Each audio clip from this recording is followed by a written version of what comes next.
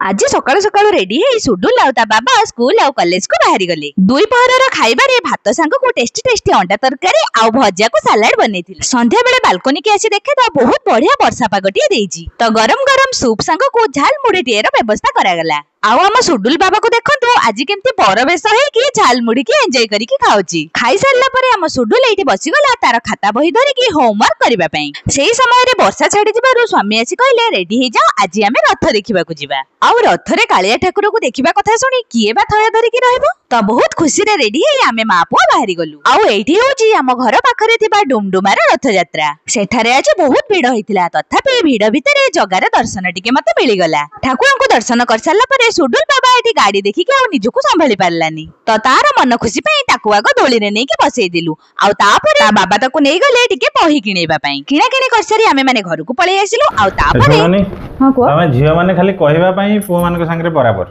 किंतु सत्तरे नुह। हां किए कहला आमे झियो माने तम पुओ मान को थारु केते आगरे हला। ठीक अछि ताले गुटे चैलेंज करबा।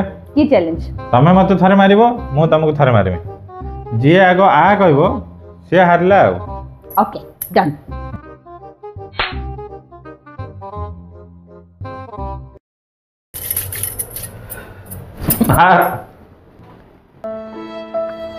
तमे ठीक कहलो झियो माने सतरे पुओ माने कोठो आगरे आ।